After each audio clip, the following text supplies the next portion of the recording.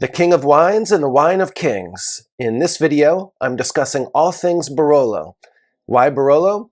Well, Barolo is the source for some excellent wines, and this region still offers excellent relative value compared to many other regions, particularly Burgundy.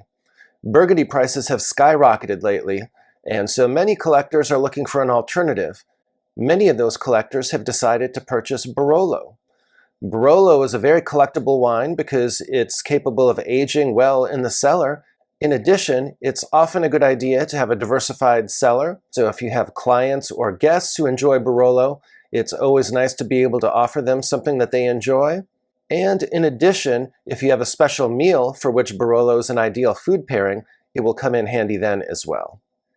The Barolo DOCG is an appellation in Piedmont that includes a number of villages that are located southwest of the city of Alba.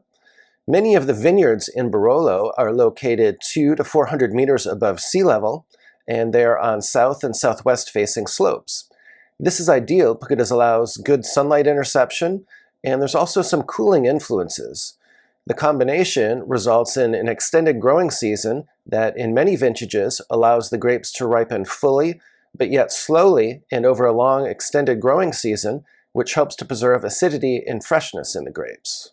This extended growing season comes in handy because Barolo has to be 100% Nebbiolo, and Nebbiolo is a late ripening grape, and so it's important for the Nebbiolo to get ripe before the fall rains come in the Piedmont region. Wines made from Nebbiolo, such as Barolo, are typically light in color. Oftentimes I would characterize it as pale ruby. They have pronounced aromatic and flavor intensity. They're often characterized by high acidity and high tannins.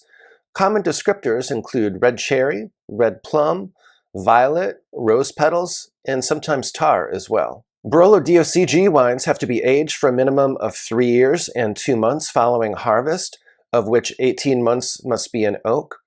There's also Barolo Reserva wines, and these must be aged for 5 years and 2 months, of which 18 months must be in oak. These long maturation times add to the costs of the wine. Many people assume that Barolo has to have extensive bottle aging before it can be enjoyed. That's not always the case, however. It typically depends on the soils in which the Nebbiolo was produced. In the north and western portions of the appellation, however, there's blue-gray marl soils that often produce wines that are lighter and more aromatic and which can be enjoyed with just a few years of additional bottle aging. An excellent example of this is Lamora.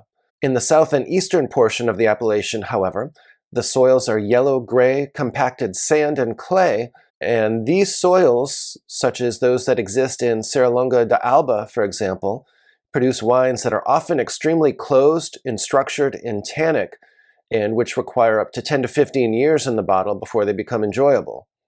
Like Pinot Noir, Nebbiolo is capable of expressing itself differently depending on the various conditions and vineyards in which it's grown. That's another reason why the single vineyard or crus have become very popular with collectors. As a result, the Barolo DOCG now recognizes a variety of subzones. The subzone system is referred to as the MGA, and the subzones include an entire village, such as Lamora, or a single vineyard, such as Canubi, and the subzone system also allows for a number of individual vineyards to be included in a subzone, such as the Turlo MGA. If you're a collector looking for the best vintages of Barolo, you'll want to keep an eye out for 1970, 1971, 1978, 1982, 1989, 1996, 1999, 2001, 2004, 2006, 2010, 2013, and 2015 and 16. To understand where Barolo is today as a region, it's also important to understand the Barolo Wars. The Barolo War started back in the 1970s when some of the young winemakers rebelled against the traditional production methods. Among other things, these young winemakers wanted to do things like green harvesting to restrict yields and produce wines that were more concentrated. And they also wanted to use new French oak barriques, which are smaller barrels that are about 225 liters in size, rather than the huge old oak Slavonian casks that were used traditionally.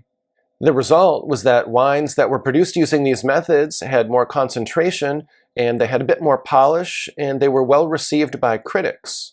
These techniques enraged traditionalists, however, as they thought that the use of new French oak would destroy the classic aromatics of Nebbiolo and replace them with descriptors that come from oak aging, such as vanilla, clove, coffee, and so forth. These two groups had such hostile battles that the son of one young winemaker actually took a chainsaw to his beloved old oak casks and instead replaced them with barriques. For these efforts, he was disinherited. So this was certainly a bitterly contentious issue for up to 2 decades before it finally got resolved. Eventually, most producers ended up somewhere in the middle. Many producers, for example, will use a mix of new and old oak barriques for the first year of maturation, and then they'll switch to large old oak casks for year number 2. Of course, there are still some producers who use one extreme or the other, but those are definitely in the minority, and at least everyone can get along now.